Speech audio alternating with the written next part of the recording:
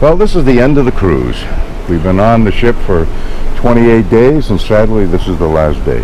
And milking out every little bit of the ocean blue, the sky is blue, and that infinity hot tub is remarkable. I really don't want to leave that behind. We're on the Silver Nova, which is the newest ship in the Silver Seas fleet.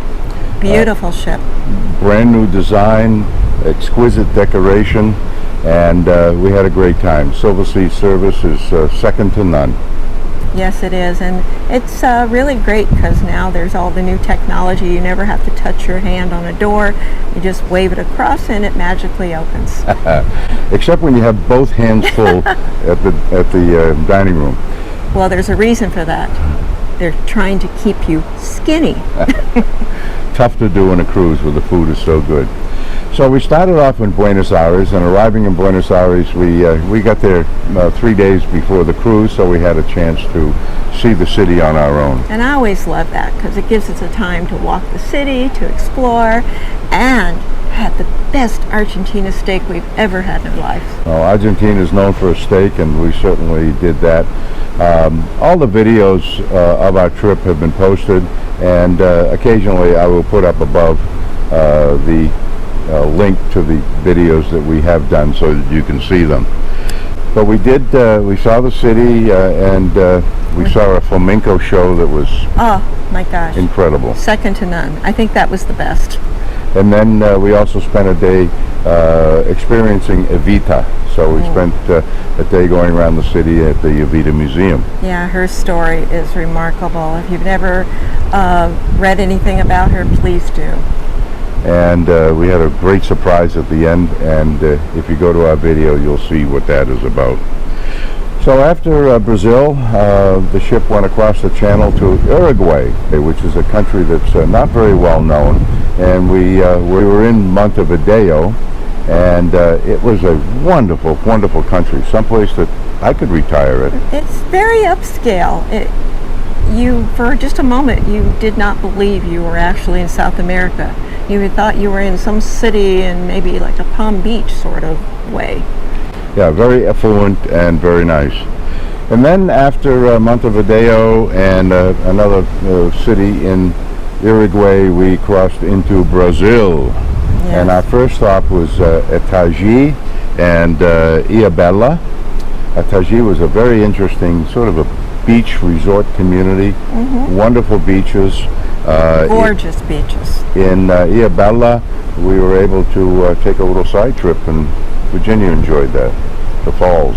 Yeah, the Toca Falls. I love the Toca Falls. It reminds me, if anyone's ever been in Sedona, you have the red rocks there, and you have what they call slide rock. Well, think about this Toca Falls as like that particular place on steroids. They don't need a man-made built water park. It's all natural. And the other fun thing was all of that pesticide to keep everybody safe. In this big old tube, and you just squirt it on yourself. People were having a ball. And then we went to Rio de Janeiro. And fortunately, we were there the weekend of the Carnival. Yes. Fat Tuesday. And I got to tell you, the Brazilian people are just a happy people. They are in constant motion. They're always dancing. Their music is loud, and they are just having a great time. I think they come out of the womb that way. Anyway, we were able to get tickets provided by the ship to the Sambadrome, which is the big parade, and we saw the championship parade of the Samba schools, of which 6 participated. And we have a video on that, and we'll put the link up above, I guess over there. And I think you'll enjoy it. What the video doesn't show you is that it was really, really hot. But none of that mattered. It was all good. Well, this is summer down here in South America, so you're right. And we crossed the equator at one point in time, and it was very hot. By the way, if you haven't subscribed to our channel, please do so. Give us a thumbs up. And please make a comment. We like to hear the comments and see what you think about the videos and the places we've been, because they're quite exciting. So also in Rio, we were able to take an excursion to see the Christ the Redeemer. Yes, and nothing prepares you for how beautiful that is. and you get to the top of it and the scenery, and you look out at the ocean of all the little islands around Rio, there is nothing that you can imagine like that anywhere else in the world. So after 4 days in Rio, we did see a lot in Ipanema Beach and all the other beaches and the Copacabana Hotel.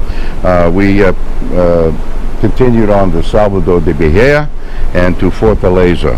And these are not very well-known cities in South America, but important ones in their own right.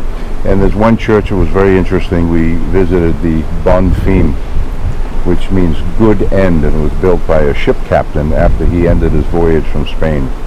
And also, it's very prevalent there, is voodoo. And it's very active, and people believe in it. And you can go to a lot of the voodoo women, and they will give you a blessing and a wish. It's nothing bad like you would think it was in the past. All good, just another belief. And then on to the Amazon River. So we entered the Amazon River. However, there was an unfortunate incident with one of the crew who got hurt in some machinery, and it was so serious they had to medevac him off the ship by helicopter. And that's an exciting video that we made about the heroism of the Brazilian military and how the coming together of the crew and staff. And we suggested, I'll put that up above, we suggest you look at that. There was so much heart and love that we saw on this ship. It was so inspiring. So we went up the Amazon, and we were on the Amazon for about a week and a half.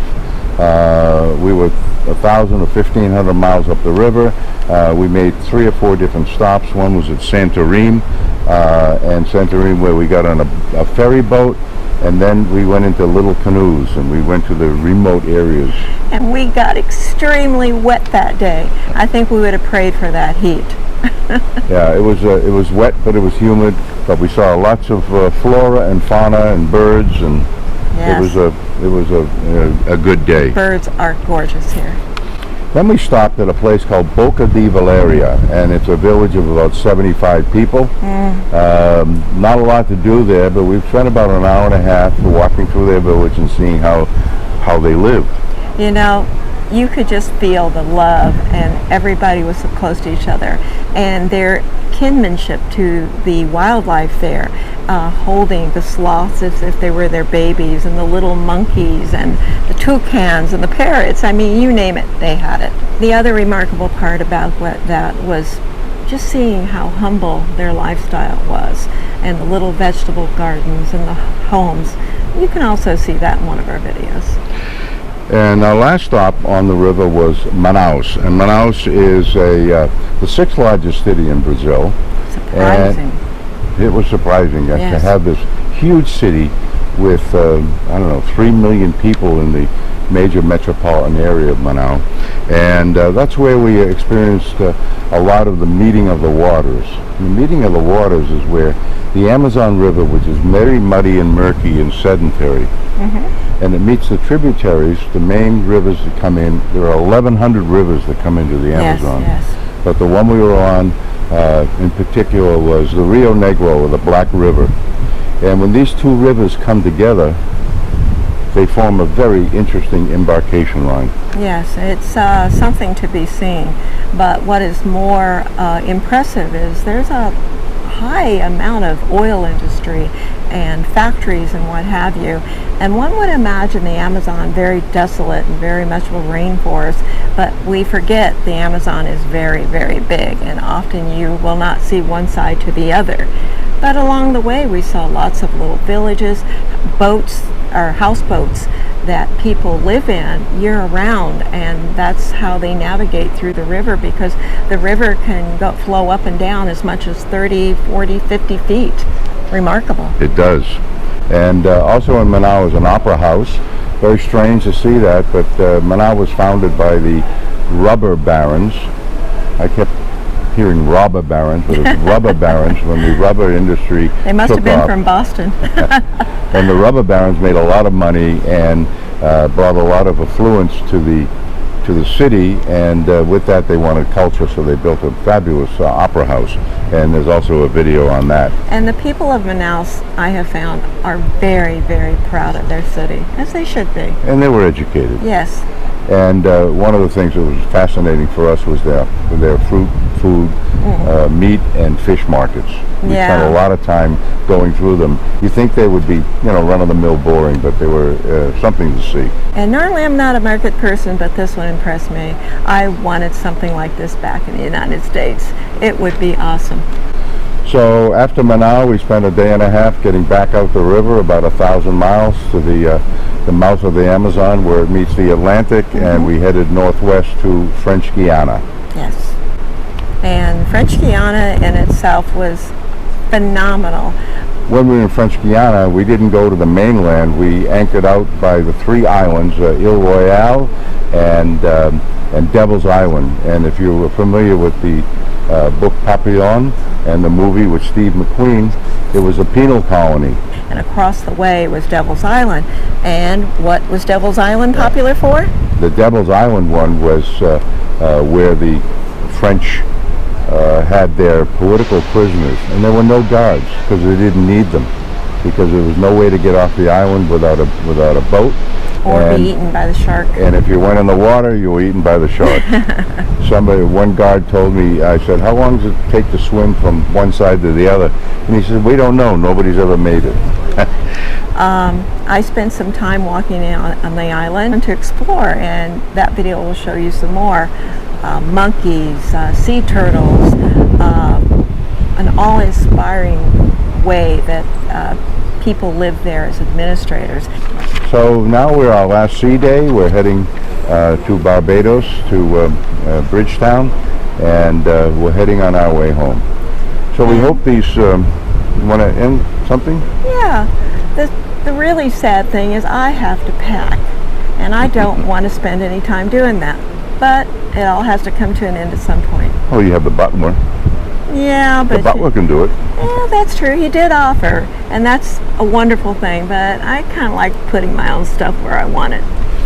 So we'll be packing up tonight and heading. We'll spend a day in Barbados touring around, and then we're going to fly back home. We hope you've enjoyed this series of videos. Please stay tuned. We have a trip to Italy coming up in another probably 6-8 weeks. And then following that, we're going to the Galapagos Islands on Silver Seas again. Quite adventurous for us, too. And then we'll be home for a few months around the holidays. And then in January, we're heading out for 5 months on a world cruise, starting in Tokyo and ending up in New York. And for 142 days, and again on the Silver Sea, we'll be on the Silver Dawn, and we're really looking forward to it. Yes, and now remind you, we survived 4 months together in an RV. I think the world cruise is doable. I think so too. Okay. Are we done? We're done. We're done. Hey, thank you for watching. Please subscribe, hit that notification bell, and give us a thumbs up. Look for us in the next video.